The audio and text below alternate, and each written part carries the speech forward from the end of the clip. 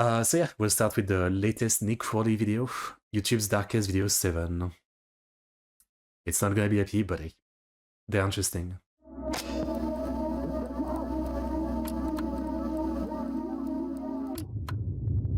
It's December 4th, 2003.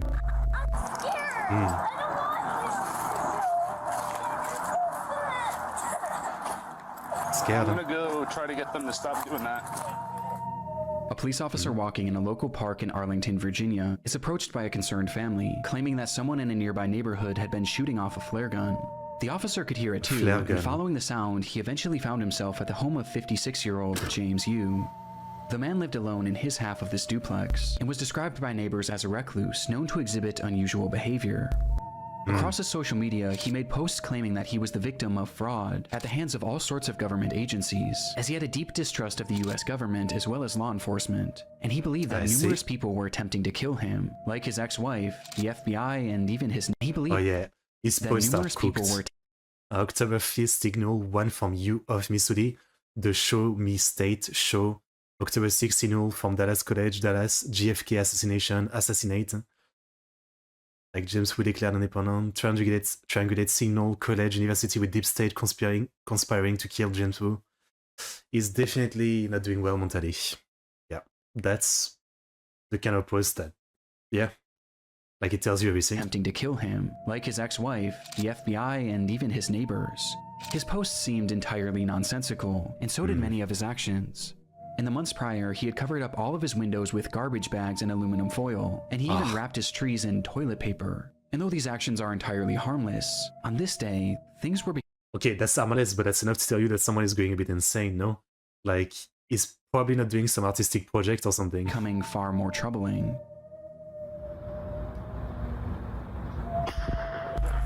When police arrived at his home, you would be seen firing his flare gun out of his window and into the air, over and over again, and despite repeated attempts to get him to stop. Arlington County Police! Stop shooting the flares! Mr. Yu!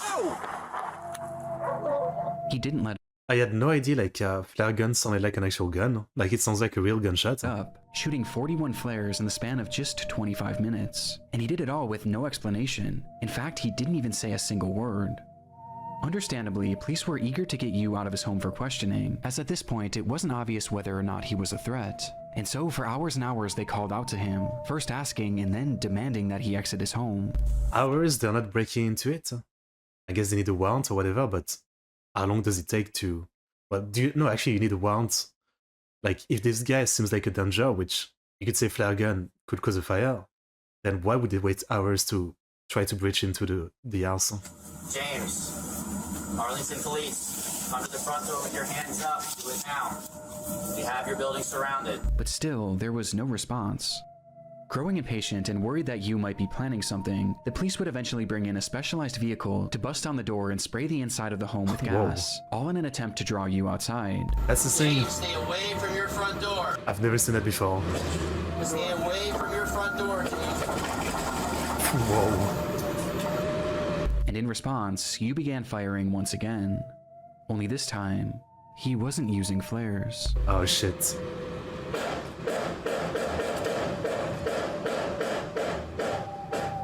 And instead, he was now... Which means, like, this is actually a great vehicle. I guess I've never seen this because you clearly need, like, a very... You know, a door that's very easy to access with a car like that. I guess not in all home this would be usable. So usually, you know, it's just like the cops kicking it in or using like a battering ram. So obviously here, like it's much better that it was a vehicle, probably like armored since he started shooting. Yeah, I've never seen this before, but that's pretty smart. Now yielding an actual gun. Thankfully, none of these shots connected, but with the situation becoming increasingly dangerous, the officers decided to fall back, as they carefully came up with a new plan for apprehending Yu. Well, weren't they going to gas him? Like, just sleeping gas or whatever, and you're good. Though whatever they had been planning would never come to fruition. Or did he kill himself?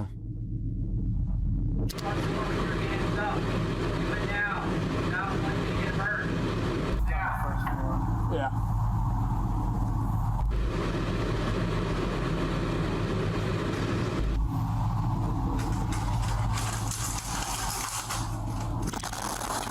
Oh shit! Oh shit! What the fuck?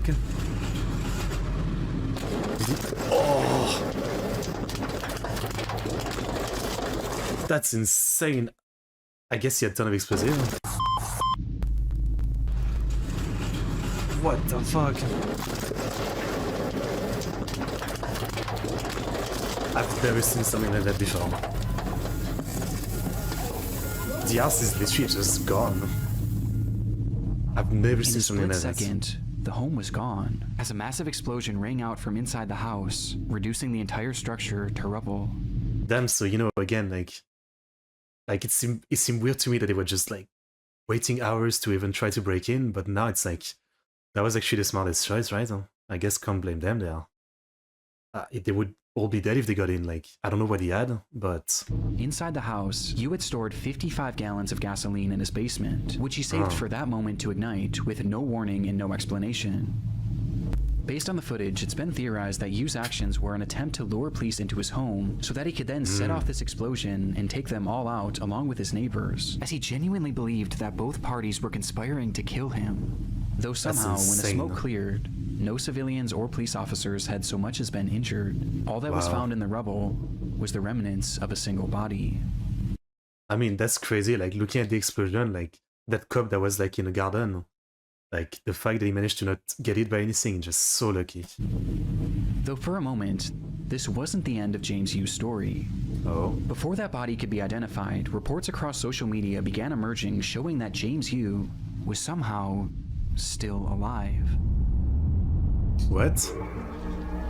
After the blast, comments were being made on what appeared to be Yu's YouTube channel, where he stated that this whole thing was a cover-up and that he wasn't even in... Okay, I was gonna say, like, you can plan comments on Facebook or Twitter maybe, but on YouTube you can't, like, schedule a comment, I think. Inside the home when the standoff started, which, looking back, we never actually see him, and we also never hear his voice. Numerous posts pointing out this development would go viral and cause mass confusion about the story, which was only heightened when it was revealed that the body inside that building was in fact James Yu. Though in the end, it wasn't really as mysterious as some originally thought. As it turns out, the post showing these comments failed to realize that this wasn't actually Yu's account, and instead it had a completely different username, with the account likely having been created as nothing more than a hoax. To this day, though, there are some that still believe that this was all some sort of massive cover-up. But in reality, it just seems that this was the result of a man gripped by crippling paranoia and loneliness, with it all coming to a head in what has gone on to become one of YouTube's darkest videos. Yeah, that's a crazy video. That's a crazy video. I mean, again, like, you know, understand that there's a lot of good reason to distrust your government and to an extent think of some conspiracy. Fair enough. But when you know someone like that, you know, like, is always on the internet, constantly typing about conspiracy, the government is tracking them, attacking them, doing stuff like that, then they start, like, you know, burying their windows with garbage bag. That's more than enough sign that they are really not well in the head, and these kind of people always end up doing something crazy. I don't know. This is kind of like a lighter version of Terry Davis, the guy behind Temple OS, I feel like. It was crazy like that too. At least he only killed himself, I mean. It's always that. The internet is a dark and disturbing frontier. This year alone, countless people have fallen victim to high-profile data breaches, raising serious concern about personal information security. Ticketmaster experienced a breach compromising over 560 million of their customer records. But most alarming of all, the National Public Data announced that they too had suffered a breach, where a staggering 2.9 billion records were leaked, potentially impacting every single American. And these leaks included critical personal information, such as full names, addresses, dates of birth, phone numbers, and even social security numbers. If you haven't been taking your online security seriously, then it's time for a change. Well, thankfully, I feel secure because I've been using today's sponsor, Aura. Aura monitors your personal data, including your social security number, across billions of different data points, which includes the dark web and public court records, to alert you about potential identity theft. They even provide up to $5 million in identity theft insurance in case the worst happens. And with their real-time alerts for data breaches, a VPN for safe browsing, a password manager, and much, much more, they really are the ultimate tool for protecting yourself online. I'm not leaving myself or my family family vulnerable to data breaches, and if you don't want to either, then go on over to aura.com/nickcrowley to try your first 2 weeks absolutely free, which will give Aura enough time to find out if any of your information I guess has it's been better than exposed. nothing, right? I would say like it's probably already too late. If you've been 1 second on the internet, your stuff has been leaked. But, you know, I guess your future, like, you know, credit card number or whatever it is, I guess you could try to protect it. It's better than nothing. Sure. Sure.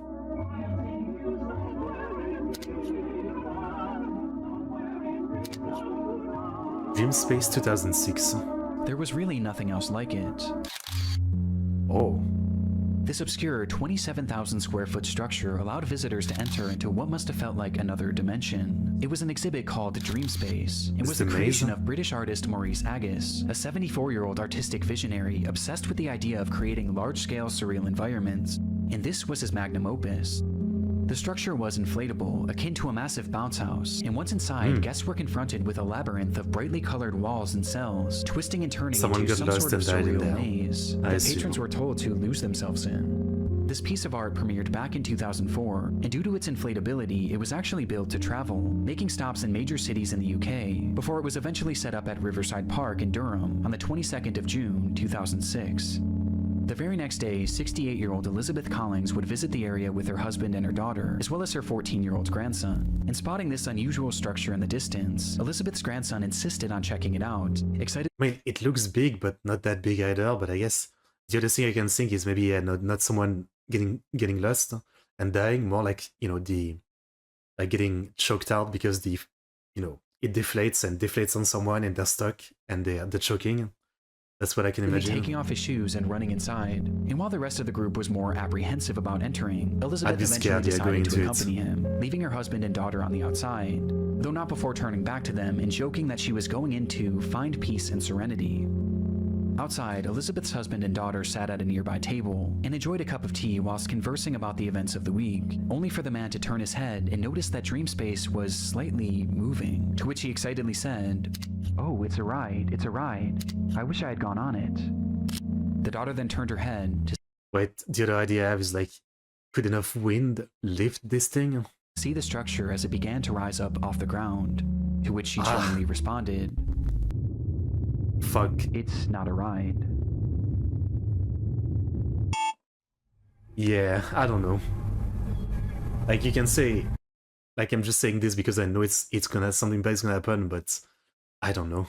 Like, this thing looks, you know, like an hazard right away. You know, it's a maze. What if it goes on fire? It catches on fire. What if it deflates and traps you? What if it flies off? Yeah, it just seems so much like an hazard. Yeah, I would not get into it.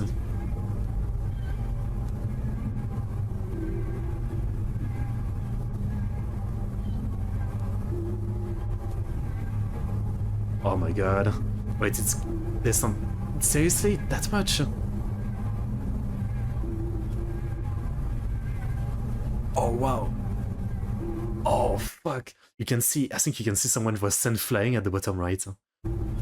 With the white shirt.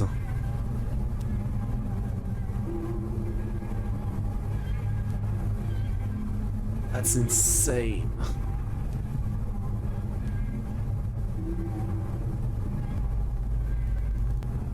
In that moment, Dream Space had snapped from its moorings and was blown into the air by a massive gust of wind.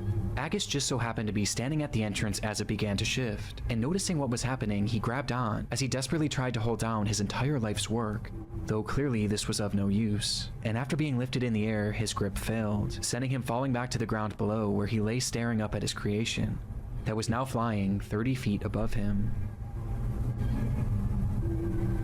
Okay, but maybe the worst can be avoided?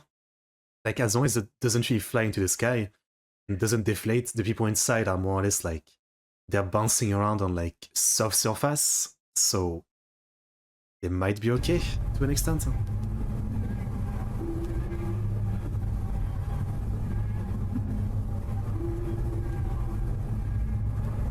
They're probably not gonna be okay.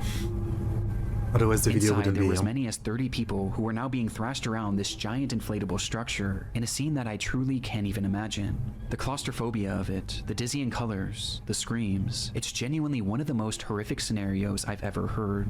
The inflatable structure was airborne for well over a minute, folding into itself before finally crashing back down into a parking lot, leaving behind what was described by witnesses as a field of bodies.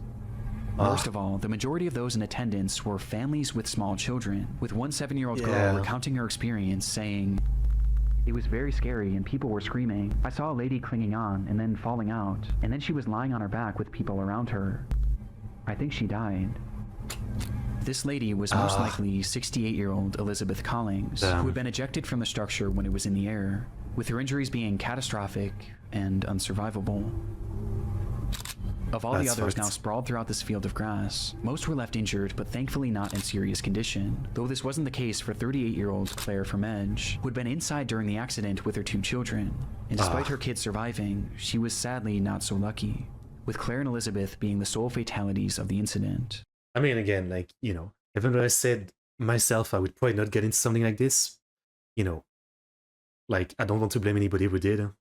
And you can definitely blame both the artist for, like, you know, doing something like this while not being fully, like, sure of, like, safety, and also, like, whatever, you know, town authorities allowed it without making sure that it was fully safe.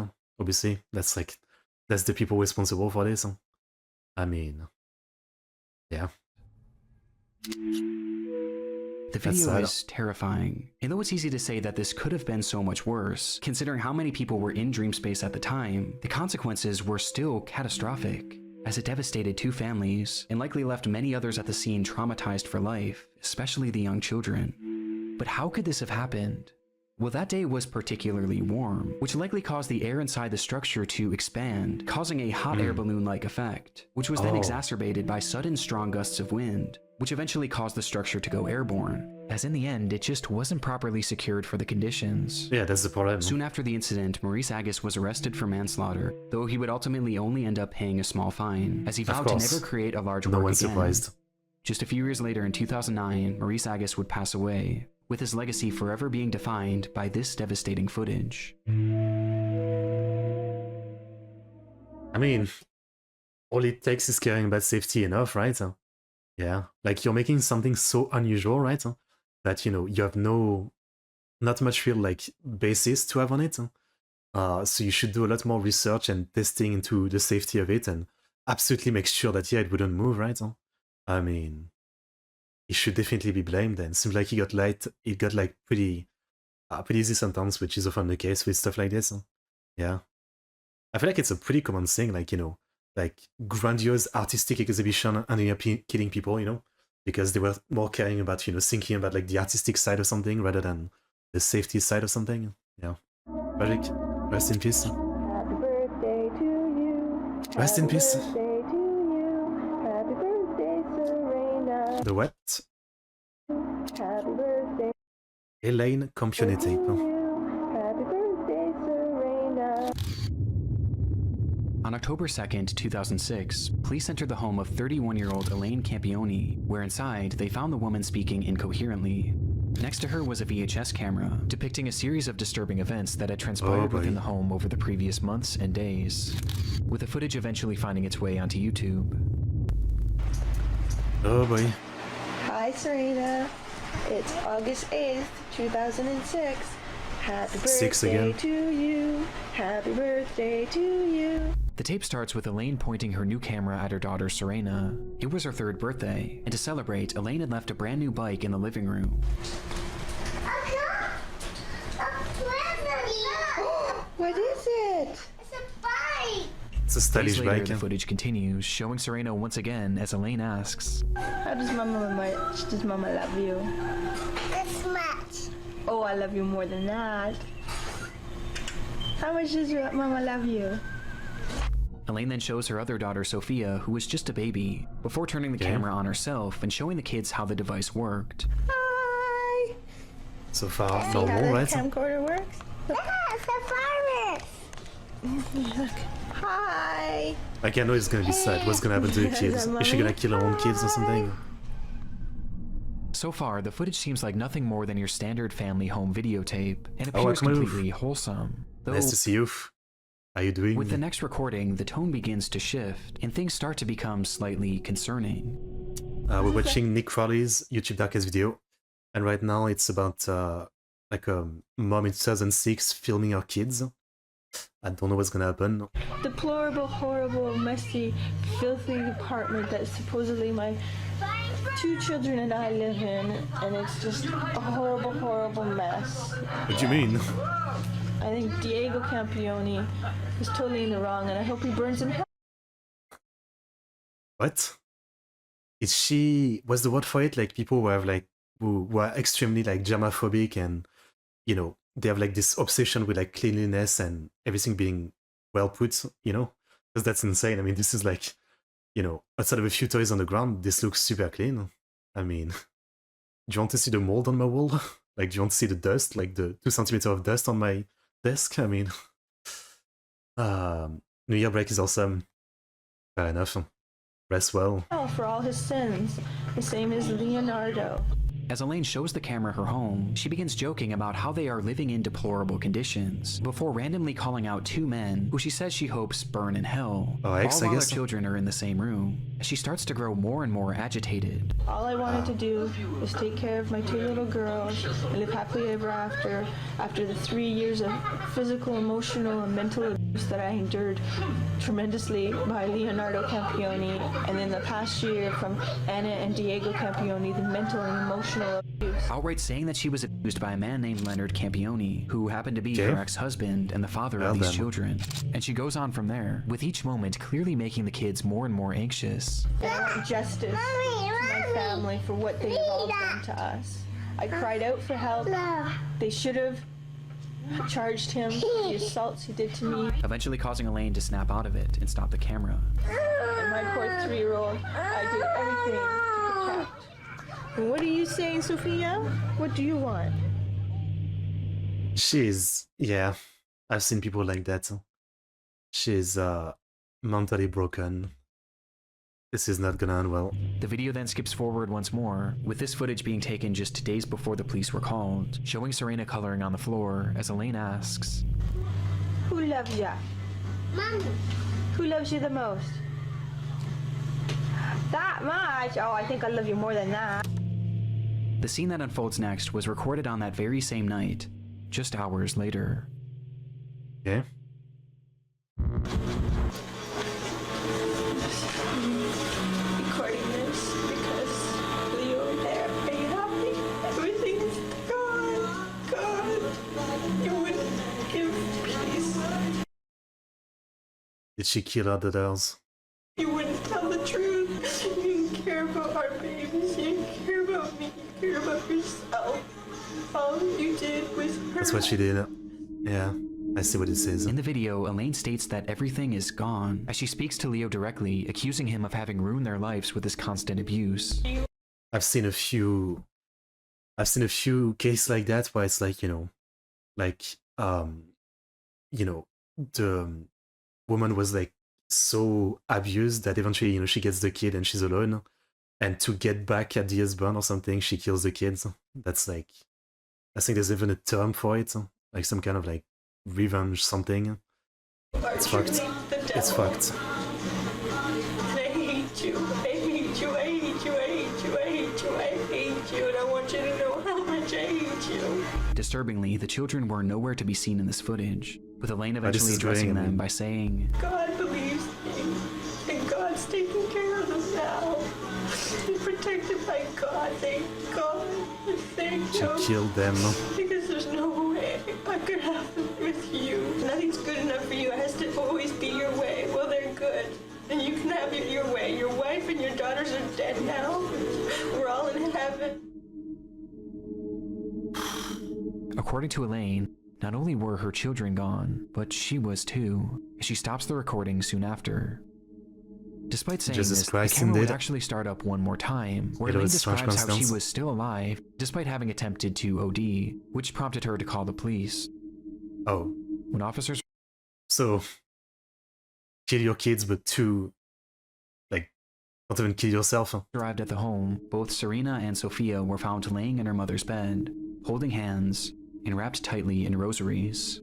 Neither of them were alive. Fucking hell. 2 nights prior and directly before filming this message, Elaine had brought them both into the bathroom as it was time for their nightly baths. And once in the tub, she told them to play a game, one where they would place their heads beneath the water and blow out bubbles. Oh my god. When they did this, Elaine held their heads down. Like, fucking hell. Can't you... I mean, that's fucked up to say, but like, why do you have to drown them? Just... I was gonna say kill them humanely. That's not a saying, right? But seriously, like, you know, people like this, like, you know, they claim that they kill their kid to put them in a better place, and they still do, like, they kill them horribly. It's so fucked. And she didn't let go until she was certain they were gone. This footage is some of the most disturbing that I've ever seen, as we get a glimpse into Elaine's descent into madness in the moments directly before she stole her children's lives. But all of this leaves one obvious question. Why? Well, it was noted during her investigation that the abuse she alleged from her ex-husband Leo seemed to be very real and well documented over the years. I'm sure that's obviously, like, fuck him too, right? He might be the cause for this, but even then, like, you know, my mom was like in the same situation and she never killed us, right? You know what I mean?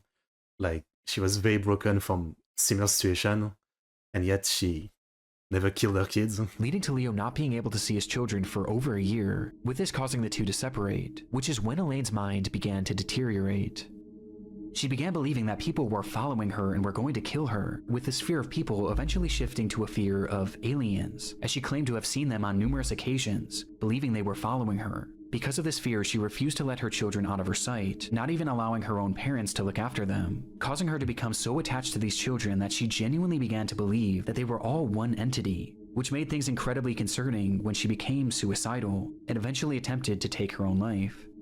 Despite Leo's more than troubled history, he had supposedly turned his life around in the years leading to this footage, and was eventually allowed to start. And so she was, like, not only she was going crazy, but then she was thinking that he would get the kids, right? Because now she's the one that's kind of gone crazy, and you know, he's the one that's gonna appear good to the judge, even though he's a piece of shit. Yeah. Start visiting the children on a limited capacity, and seeing the children and seeing the way their mother was behaving, he began to grow incredibly concerned, and eventually attempted to gain full custody. And it was this bitter custody battle that seemed to be the ultimate factor that led to Elaine ending the lives of her children. God's taking care of us now. He's protected by God, thank God. Thank Him. Because there's no way I could have it with you. Elaine Campione would be charged with 2 counts of murder and would eventually be sentenced to life in prison, with a possibility of parole after 25 years. Today, she's held in a minimum security prison, where she's free to leave once every weekend to attend church and other functions. What? Like, she murdered her children. What? Why is she allowed to leave every weekend? Like, fuck, this is not school. This is supposed to be prison for someone who killed her kids. How is she allowed to leave every weekend? There's a lot more information on this case that I had to cut out due to time constraint. I'll link some deep dive video below. Okay. What time constraints? Like, usually it makes like 40-minute videos. Okay, I mean, fucked up, but I feel like I've seen a few cases like that, yeah. It's just, like, you can say a lot of people failed this case. Like, on one end, you know, you have the justice system. Like, it should be known that, you know, like, they should look into the people when they do this kind of stuff of, like, you know, this parent is gonna get the kids or this parent. Like, it's not rare for, you know, in this kind of case, for, like, one of the parents to go insane because of, you know, losing their children or something. And on the other hand, yeah, like, the grandparents and anybody that knew that, like, the mom was going crazy and keeping her kids inside and stuff like that. I mean, you can't say they don't share some responsibility. Fucking tragic and fucking sad. Okay, like, there was much more, like, YouTube darkest video compared to the other one, right? Like, this one was really fucked. Gavin Collins' road race. Road rage. On April 18th, 2010, a 39-year-old man named Gavin Collins was released from the HMP Ranby prison in the UK. His freedom would last less than 24 hours, as the very next day he suffered a severe mental breakdown, the result of which was captured partially across several video recordings that later appeared on YouTube. This is the story of his rampage. It began at approximately 9 a.m. in the city of Nottinghamshire when Gavin left his home. As he walked down the sidewalk, those in the area reported him acting strangely, muttering to himself that he was Jesus and that he was invincible. Without warning, he then turned his attention to a random home, which he forcefully entered, stole a man's car keys, and took his vehicle, taking off with no apparent destination. Inside the car, the owner just so happened to have 2 cameras, one being a standard dash cam and the other like 1 day after release from prison. Like they released someone insane like that. Okay. facing inside the vehicle, giving us a look at Gavin and his apparent mental state. Oh yeah. Jesus Christ! I'll shut you up with a eyesight I've got. Hey, don't need this. Come on, let's go, bro. Stop getting rid of all the crap pairs. Let's go! Let's go! Just at a glance, it's obvious. Okay. I don't want to laugh because I know this is not gonna go well. It's gonna kill people, but at the same time, this really reminds me of like the British meme, right? Like the British road rage meme, and you can't part their mate and stuff like that. But I know this is gonna be fucked. Oh, it was real. Is that Gavin is How you completely doing? unhinged. For some reason, he was utterly filled with rage, ripping off the rearview mirror and yelling obscenities and incomprehensible threats at no one in particular. I'm enraged! I'm Jesus! I'm descendant of God! And you lock me up! Watch this! You He's actually And most putting on the concerning of all belt. is the speed in which he's traveling, as he starts driving faster and Hello, faster, Tom. swerving in and out of cars as he passes through busy residential areas, as he reaches speeds that have been estimated to be anywhere from 85 miles an hour to well over 120. watch Oh my this god. now! He's definitely gonna kill people. And stronger by the second! Woo-hoo! But somehow, despite countless close calls, every time he avoids collision, at least for the time being.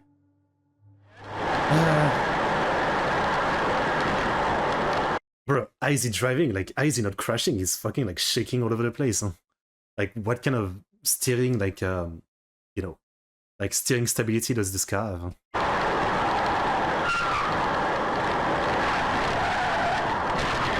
Oh,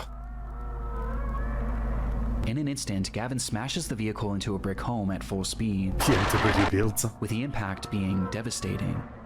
And yet somehow, through the destruction, Gavin was not only still alive, but completely unharmed, Is and Jesus? also completely unfazed. He pulled himself from the wreckage and immediately turned his attention to a woman driving nearby, and within moments he had forced his way into the vehicle and was behind the wheel once again, continuing this deranged driving spree, until once again he crashed.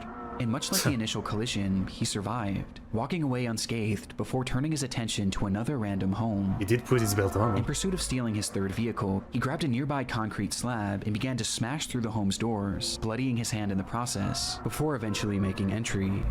Inside were a mother and her 2 children, boy. one of which was 5 years old, and the other wasn't even a year. Gavin Oh, approached fuck the off. terrified family, yelling and demanding that the mother give up her car keys, telling her that he was Jesus and that, "Because I am Jesus, I will kill you if you don't give me the keys." And without hesitation, she did as he said. Gavin then went to each member of the family, and with his injured hand, he drew crosses on their forehead, out of his own blood, before taking off with his third stolen car. Okay. I really thought he was gonna kill them. I mean, that's definitely like a traumatic experience, but at least he didn't kill them.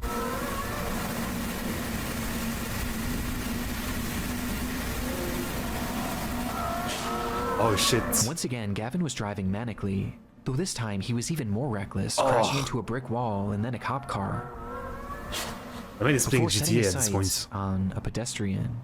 Oh shit. While speeding through a neighborhood, Gavin would see a man standing innocently near a bus stop, and for whatever reason, the sight of this man enraged him, causing Gavin to slam on the brakes and reverse the vehicle, stepping on the gas as hard as he could, and crashing directly into him, leaving him Fuck. lying there with devastating injuries. Gavin quickly exited the vehicle and found the man lying motionless on the ground, prompting him to shout, "I've killed him. I've killed the devil." Minutes later, Gavin would crash yet another car into yet another home, though this time the police weren't far behind. Okay. Finally. Finally.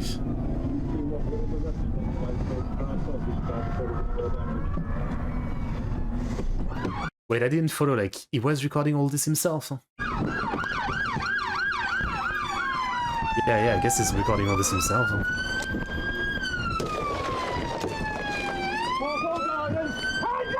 Oh no, okay, this is the cop. Okay. This way. I'll get him out. I'll get him out. Oh no! Do not